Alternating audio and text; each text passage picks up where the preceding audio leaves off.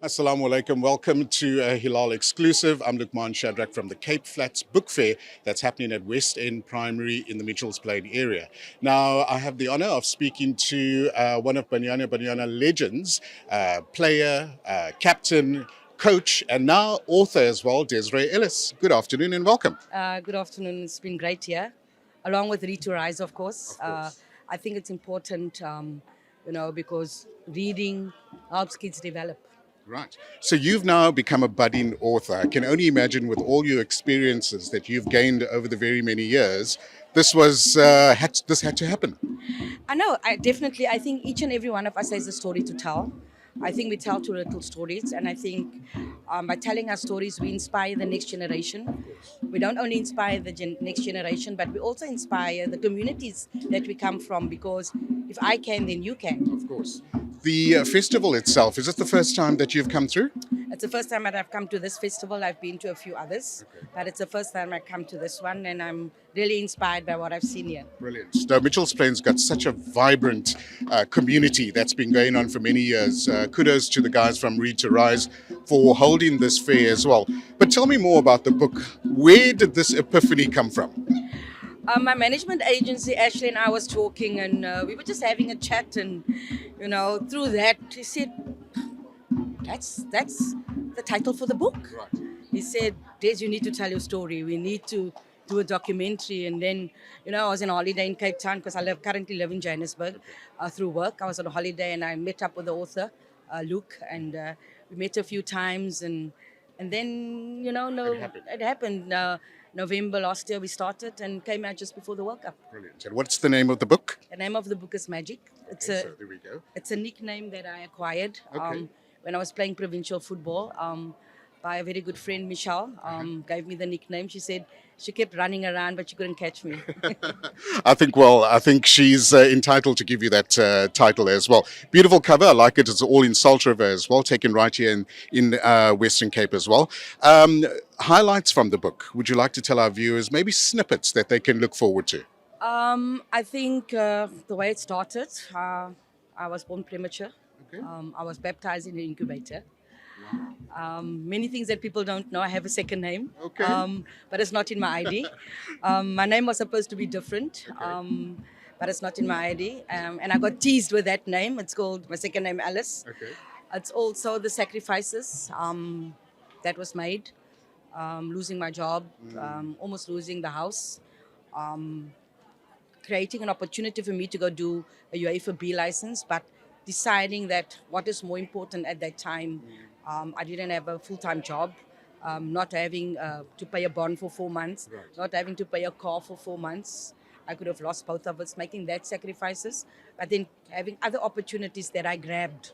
Working for the SABC, working with Stars in the Eyes, and obviously becoming an ambassador for the World Cup in 2010, and then Vera Paul coming into the country and taking me as an assistant coach, and the journey through all of that, the struggles, and how through all of that adversity you can still succeed. How through all that adversity you can still achieve something, and it's all about realizing my dream more than anything, and it's to tell the young girls and boys out there that your dreams are valid, but you're the one that can live your dream and no one else can live that. Desiree, you're an absolutely living legend to all of us in South Africa. I think women's football has really been elevated with the likes of yourself and some of the other Banyana stars as well.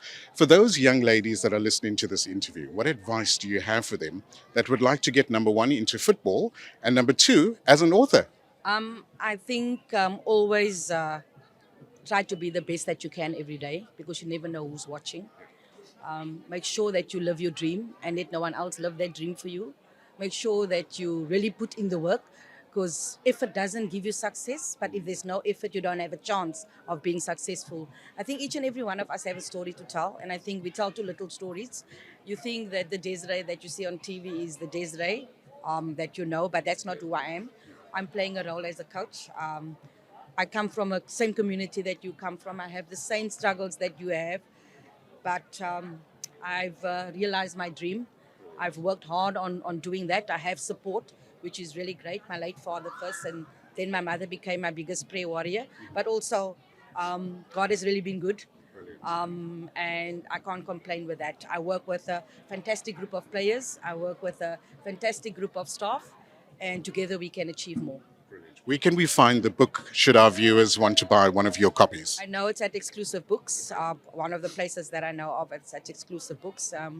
And I hope that my story can inspire someone else. I think it will. Definitely. Thank you for taking the time to chat to us on Hilaal TV, and we look forward to all your future projects, and may it all grow from success to success. Thanks for having me. My pleasure.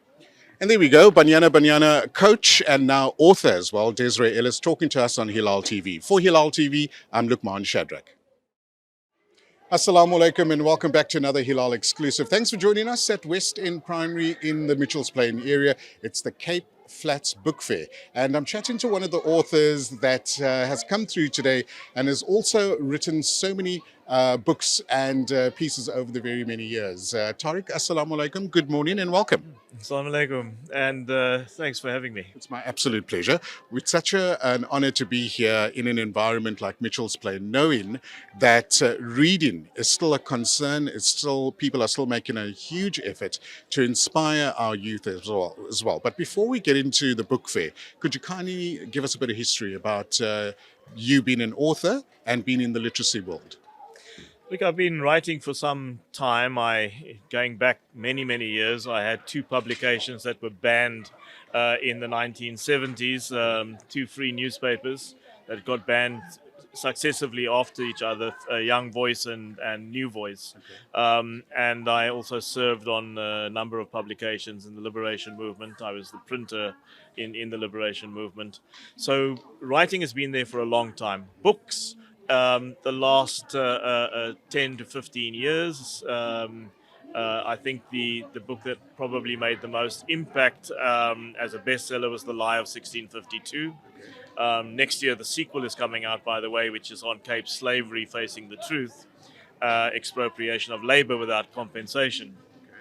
But this particular festival is very close to my heart. I've just published the biography of the late Reginald September, who, in many ways was the Nelson Mandela figure of Cape Town. And Athol Williams, who's now exiled over his stand against corruption and who's associated with Rise to Read, actually paid for that publication to be produced.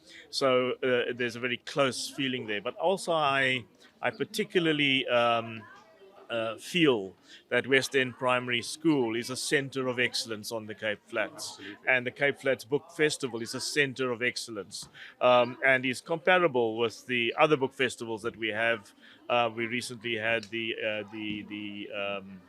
Open Book Festival in Cape Town, and we always have these book festivals in Stellenbosch and Franschhoek and so on. And that, well, the Cape Flats Book Festival is its equal, if not better in many senses. For the young and up-and-coming budding author that is listening to our interview today, what advice do you have for them, or what direction can you point them in to try and get some of their works out? Look, whenever I inscribe on my book, when people get me to sign my book, I always say his story, her story, our story. Everybody's got a story to tell. So the first thing that I want to say is never say that you can't write. I think everybody can. And today it's easy to test your writing through social media.